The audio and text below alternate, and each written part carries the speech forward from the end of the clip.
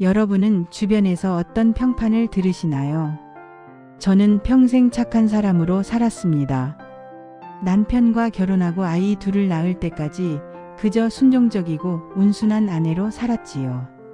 하지만 그날 밤 제 손으로 남편의 골프채를 하나씩 부러뜨리며 그동안 지켜온 착하고 순종적인 아내의 허상을 비로소 지웠습니다.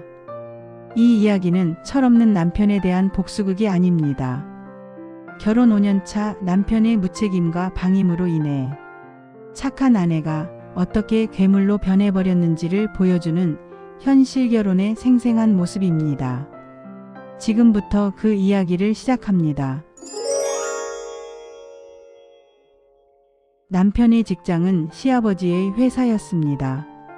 남들은 신의 직장이라며 부러워했죠. 하지만 애초부터 꾸준함을 모르는 남편에게 조직 생활의 규율은 존재하지 않았습니다. 자유로움은 오히려 독이 되었지요. 출퇴근은 그의 기분에 따라 결정되었습니다. 프리랜서 제안이 오면 자기 개발이라며 출근을 걸렀고 골프 스케줄이 잡히면 비즈니스라며 차를 몰고 나갔습니다. 남편이 자유라는 이름으로 직장과 가정에 무책임했을 때 그 대가는 고스란히 저의 몫이었습니다. 육아는 오롯이 저 혼자 감당해야 하는 전쟁이었고 집안일은 끝이 없었죠. 남편의 빈자리는 점점 커졌고 그 빈자리는 차가운 외로움으로 채워지기 시작했습니다. 결혼을 했으니 저는 분명 혼자가 아니었습니다. 그러나 남편이라는 존재는 신기루같이 눈앞에서 어른거릴 뿐 손에는 잡히지 않았습니다. 그러던 중 결정적인 순간이 찾아왔습니다. 어느 날 남편은 고등학교 시절 담임 선생님과의 골프 약속을 이유로 5일 연속 집을 비웠습니다. 선생님이 내일 또 보자고 하시는데 어떻게 안 나가?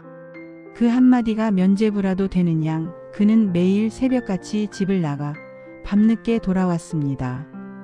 그 당당한 목소리에는 미안함 대신 스승에 대한 예우라는 얄팍한 정당성만이 가득했습니다. 5일 동안 저는 독박 육아에 지쳐갔습니다.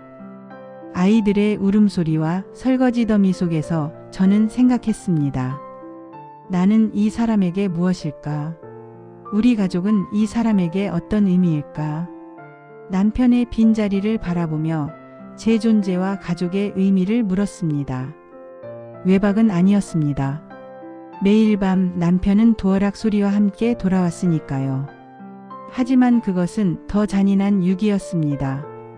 눈앞에 보이는데 잡을 수 없는 존재. 그것이 주는 박탈감은 차라리 혼자일 때보다 더 깊은 우울을 가져왔습니다. 저는 평소에 화를 잘 내지 않습니다. 불평도 하지 않지요. 하지만 5일째 되는 날 밤 제 안에 무언가가 서서히 얼어붙기 시작했습니다. 그것은 뜨거운 분노가 아니라 모든 것을 베어버릴 수 있을 만큼 차갑고 예리한 각성이었습니다. 제 안의 댐이 무너지기 직전이라는 걸 남편은 몰랐을 겁니다. 아니, 알려고 하지도 않았겠죠. 그날 저는 거실불을 끈 채 어둠 속에서 그가 돌아오기를 기다렸습니다. 드디어 현관문 도어락 소리가 들렸습니다. 밤늦게 들어온 남편의 얼굴에는 여전히 즐거웠던 라운딩의 여운이 남아 있었습니다. 그 태평한 얼굴을 마주한 순간 제 안에 얼어붙은 차가운 각성이 살을 뚫고 날카롭게 뿜어져 나왔습니다. 골프백 어딨어요? 밑에 차 트렁크에 있지. 왜? 당장 갖고 올라와요. 심드렁하게 쳐다보던 남편이 차 열쇠를 던지며 말했습니다. 필요한 사람이 직접 가져와. 그 순간 저는 망설임 없이 주차장으로 내려갔습니다.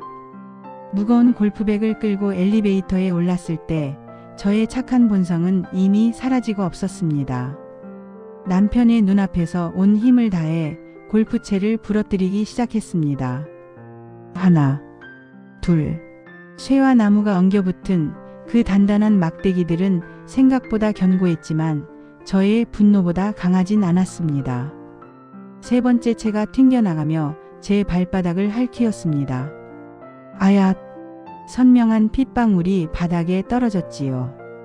하지만 제가 흘린 피보다 더 선명했던 건 남편의 표정이었습니다. 한 번도 본 적 없는 아내의 서슬퍼런 모습.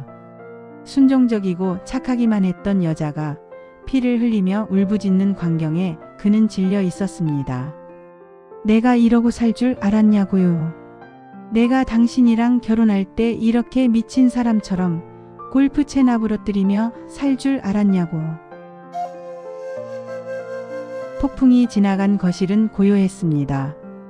부러진 골프채 조각들과 방바닥에 떨어진 핏자국, 그리고 넋이 나간 듯 아무 말 없이 서 있는 남편만이 남았습니다. 그는 자신이 알고 있던 착한 아내가 완전히 사라졌다는 사실을 그제야 깨달은 것 같았습니다. 자신이 누려온 평화가 사실은 누군가의 희생과 인내로 지탱되었다는 것을 알아차린 듯 했습니다. 시간이 흘러 화가 가라앉자 제 마음에는 묘한 감정이 생겼습니다. 바로 미안함이었습니다. 저를 괴물로 만든 것은 남편이었지만 정작 제 발바닥에 피를 보고 어쩔 줄 몰라 하던 남편의 축 처진 어깨는 안쓰러울 만큼 작아 보였습니다. 그는 나쁜 사람이 아니라 그저 사랑하는 법을 모르는 서툰 인간이었을 뿐이라는 생각이 들었습니다. 우리는 왜 서로를 아프게 해야만 진심을 전달할 수 있게 된 걸까요? 남편은 한동안 골프를 치지 못했습니다. 골프채가 없기도 했지만 아마 제 눈물에 담긴 무게를 처음으로 느꼈기 때문이겠죠. 며칠 뒤 남편에게 다가가 조용히 말했습니다.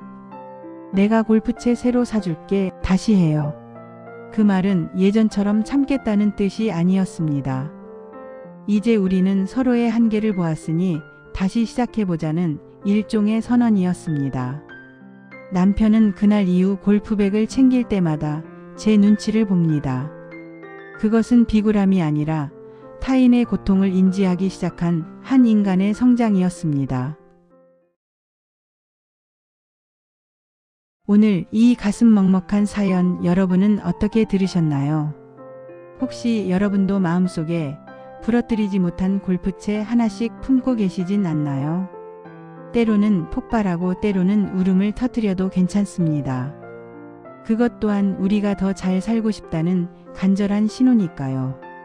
오늘 밤 곁에 있는 사람의 손을 한번 꽉 잡아주는 것은 어떨까요? 긴 이야기 들어주셔서 감사합니다. 영상이 공감되셨다면 구독과 좋아요로 따뜻한 마음을 나누어 주세요. 다음에도 마음을 울리는 이야기로 찾아오겠습니다.